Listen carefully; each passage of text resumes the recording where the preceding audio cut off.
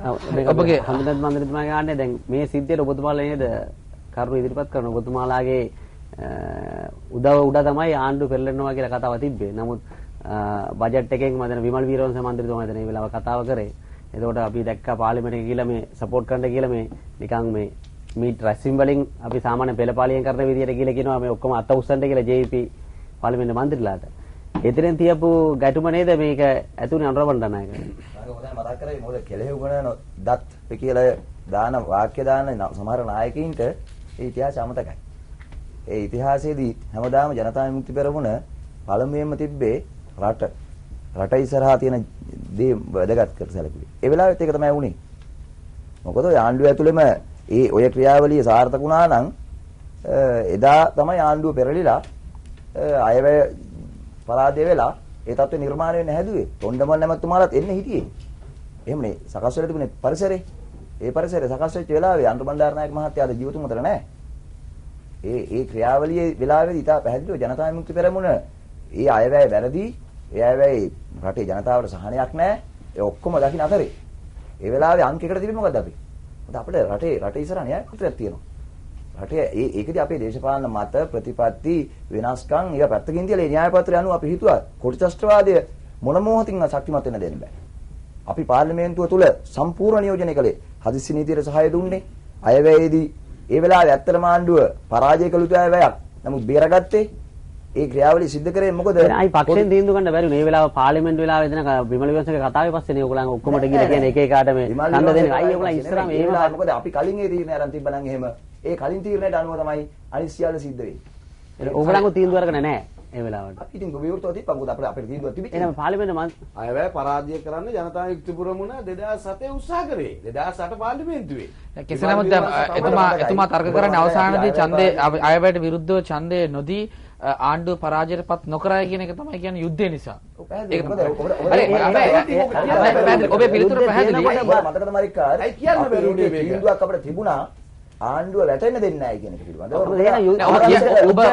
ඔබ කියන පිළිතුර පැහැදිලි. හැබැයි රංග කියන්නේ ඒක එහෙම ප්‍රතිපත්තිමය තීරණයක් අරගෙන පැමිණියේ නෑ පාර්ලිමේන්තුවට. විමල් වීර මන්ත්‍රීතුමාගේ පාර්ලිමේන්තු කතාවෙන් පස්සේ තමයි මේ තීරණයට පැමිණියා කියලා කියන්නේ. නෑ ඊට කලින් ඔබට මතකයි මම මතක් කරන්නම් ආරක්ෂක වැය ශීර්ෂයට පක්ෂව ඡන්දය දෙන්න යෝජනාව ගෙනාවේ ජනතා විමුක්තිය. ඒ අයවැය. එතුමා කියන්නේ දෙවෙනි අයවැය. මම කියන්නේ මේ ඔබ කතා කරන අය. මේ අවසාන අයවැය ගැන කියන්නේ. හරි. මන්තුමා දැන් අපි ඔබගෙන් තව ප්‍රශ්නයක් අහන්න කැමතියි. දැන් ඒක එහෙම කියනවා දැන් යුද්ධය දැන් ක්‍රිනොච් ඔක්කොම ඉවර වෙනවා කියලා මුල්ලතිව අල්ලනවා කියලා තියෙනකොට එන JPI අනිත් පැත්තේ ගියේ. දැන් ඒගොල්ලන් කියනවා රට වෙනුවෙන් අපි කැපීමක් කරන පක්ෂයක්. අපි රට වෙනුවෙන් හිතන පක්ෂයක් කියලා.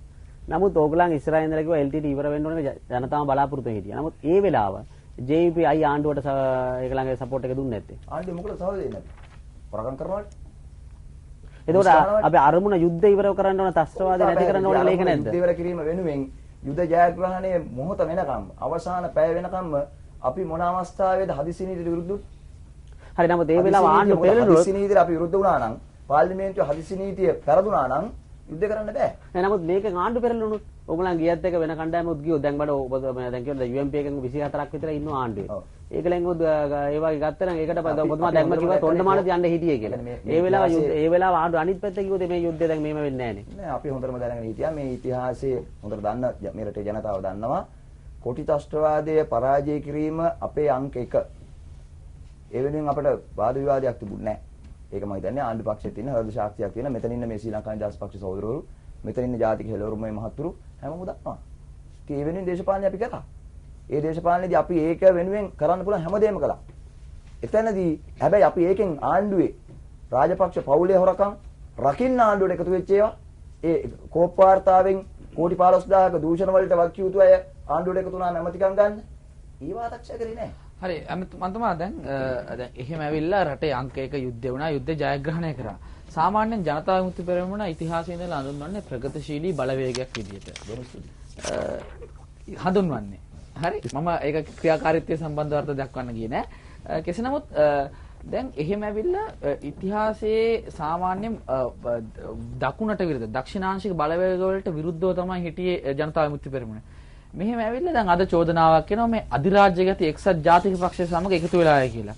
ඒකට හේතුවක් දක්වනවා පසුගිය පළාත් සභා මැතිවරණවල අවසාන ප්‍රතිඵල එකතු කර ගණන් හදලා බැලුවහම මේ මනාප මැතිවරණ ක්‍රමය තුල ජනතා විමුක්ති පෙරමුණට ආසන දෙකකට විතර සීමා වෙන්න හදනවා. ඒකෙන් බේරිලා මේ 39 සෑහෙන ප්‍රමාණයක් රැක ගැනීම උදෙසා අධිරාජ්‍යගත එක්සත් ජාතික පක්ෂය සමග සරත් ෆොන්සේකා කියන කුඩයක් ඉස්සරහට දාගෙන ඉස්සරහට ගියා කියලා. එකක් අපි එක්සත් ජාතික පක්ෂෙත් එක්ක එකතු වෙලාද එහෙම නැත්නම් ඉන්න අනිත් පක්ෂත් එක්ක එකතු වෙලාද කියන එක තීරණය ගන්න වෙන්නේ මේ මැතිවරණයට දාලා නෙමෙයි. මොකද මේක හරි පැහැදිලි. අපි එහෙම එකතු වීමක් වෙලා නැහැ. කොහේ තැනක තීරණ කියනකො එකතු වෙලා ඉන්නවා කියලා. එහෙම සංදානයක් රනිල් වික්‍රමසිංහ මහත්තයා සෝමවංශ අමරසිංහ මහත්තයා එක වේදිකාවට ආවනේ. වේදිකාව ඉන්නවයි කියන එකයි එකතු වෙලා කියන එකයි දෙකක් නේ. පොඩි අවබෝධයක් ඇති වෙලා තියෙනවා. එහෙමනම් එහෙම වේදිකාවේ අපි මහින්ද රාජපක්ෂ මහත්තයාට සහාය දෙන්නත් හිටියා. මහින්ද රාජපක්ෂ මහත්තයාට සහාය දෙන්න හිටියා. සමහරවිට මම මේක පැහැදිලි කරන දේශපාලන කාරණාවක් නිසා. දැන් අපි මනාප ක්‍රමයේ නිසා අපිට ඡන්ද අඩු වෙලා අපේ 39 රැක ගන්න එකතු වෙලාද නැද්ද කියලා තීරණය වෙන්නේ ජනාධිපතිවරණ නෙමෙයිනේ. ඒක මහමැතිවරණ. අදාළ ප්‍රශ්නයක්. අයිත් එක ඉතා පැහැදිලි මේ රටේ ජනතාවට අපි කියන්න ඕන මෙතන අපි දේශපාලන පෙරමුණක් හදලා නැහැ. සංධානයක් හදලා නැහැ. මෙතන ඉතා පැහැදිලිව තියෙන්නේ මේ ඒකාධිපති විධායක ක්‍රමය අහෝසි කරලා රටට ප්‍රජාතන්ත්‍රවාදීය දිනා දෙන ඒ සඳහා පරිසරය නිර්මාණය කරන සම බිම හදන මහමැතිවරණයකට පරිසරය හදන ජනාධිපති මම තුමා මහමැතිවරණයකට පරිසරය හදන දෙයක් නෑ. මහමැතිවරණයේ පාර්ලිමේන්තු නිලකාරී අහෝසි නම් ලබන මාර්තු වල අප්‍රේල් වලට කලින් ඡන්දය ඉවර කරන්න ඕන. ඒ සඳහා මේ දැම්ම ඉඳලා සූදානම් වෙනවා කියලා තමයි මේ කියන්නේ. ඉතිහාසයේ පුරාම මහමැතිවරණ තියවිලා තියෙන්නේ විධායක ජනාධිපති ධූරය දරන ජනාධිපතිතුමාගේ පක්ෂයත් තරග කරද්දී. ඔව්. එහෙමනේ. එතකොට එයා ඒ ජනාධිපතිකම පාවිච්චි කරනවා. ඒ බලය පාවිච්චි කරනවා. දැනටත් අපි දකිනවා සමහර ඔය පවුලේ නාලිකා කියලා පාවිච්චි කරන නාලිකාවල ජනාධිපතිතුමාගේ ජනාධිපති සටන කියලා කියනවා. ඒක වැරදි. ජනාධිපතිතුමාගේ සටන පහුගිය දවස්වල අපි දැක්කා. හැබැයි මේ නාමෝජනා දුන්නාට පස්සේ දැන් තියෙන හිටපු ජනාධිපතිතුමා. ඉතින් ආයි ජනාධිපති සටන නැහැ. ව්‍යවස්ථාවට අනුව එතුමා තාමත් ජනාධිපති. ඒක භාවිතය සම්බන්ධව වෙනම අර්ථකථන තියෙන්න පුළුවන්. නමුත් ඔහු හිටපු තාමත් ඔහු ජනාධිපති. ඔහොම එහෙමයි. නීතියේ ගත්තොත් එහෙම මේ ඒක නිසාමනේ අපි කියන්නේ විධායක ක්‍රමය අවශ්‍ය කරන්න ඕන කියලා.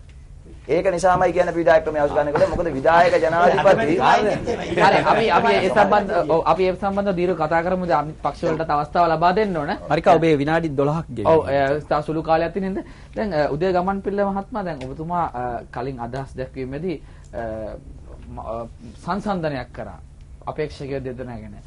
ඒක අවසානයේදී ලඝු වෙනවා. දැන් එක්සත් ජනතා නිදහස් සන්ධානයේ කැම්පේන් එකේ ටීම් එකත් එක්ක දින 40යි දවස් 40යි කියන එකත් එක්ක.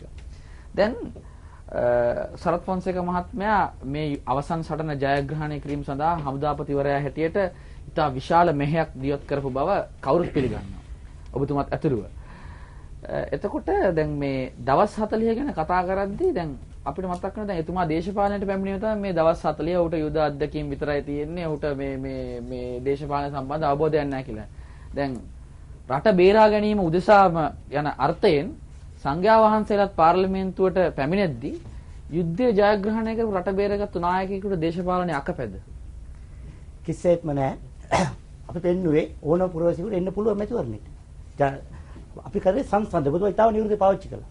සමහර වෙලාවට අපේ යුද හමුදාපතිතුමයි අනිත් පැත්තෙන් ඉල්ලන්නේ හමුදායම සැරේනුවර කිව්නම් ඒ දෙන්න සංසන්දනය බලද්දී පරිපාලන අධ්‍යක්ෂකම් වැඩි තියෙන්නේ දේශපාලන අධ්‍යක්ෂකම් නැති උනත් ඒ දෙන්නගේ පරිපාලන අධ්‍යක්ෂකම් වැඩියෙන් තියෙන්නේ සරත් ෆොන්සේකා මැතිතුමා. නමුත් මෙතන එතුමා සංසන්දනය වෙන්නේ අර ගලිවර සහ ලිලිපුට්ටෙක් අතර සංසන්දනයක් බවට පත් වෙලා තියෙන්නේ එතුමාගේ අනිත් අපේක්ෂකත් එක්ක සංසන්දනයක් තිබ්බේ. ඒ සංසන්දනයේදී රණවිරුවන්ව පහුගිය කාලේ සෑහෙන යුද ජයග්‍රහණ ලබාගත් ඔවුන්ට විශාල පිළිගැනීමක් ලබා දෙන්න කටයුතු කරපු ආණ්ඩුව මේක තුල කිසියම් වූ අඩුතක්සේරුවක් සිද්ධ වෙන්නේ නැද්ද? කිසිසේත් නෑ මරිකාර් මට මේ කියන්න ඉඩ දෙන්න.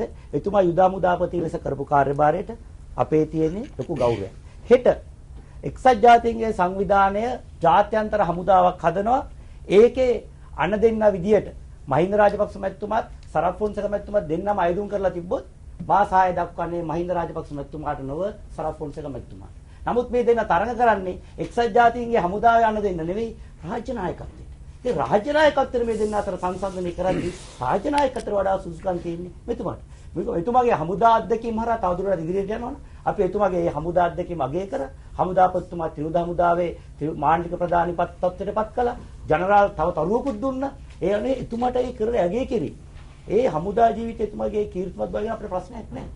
අපි ප්‍රශ්න කරන්නේ එතුමාට මේ රටේ තියෙන අපි දන්නවා 3 wheeler එකක් කෙලවන්න අත්දැකීම් තියෙනවද පළපුරුද්ද තියෙනවද ඩ්‍රයිවිං ලයිසන් එක කොච්චර පරණද කියලා අහලා තමයි 3 wheeler බාර දෙන්නේ.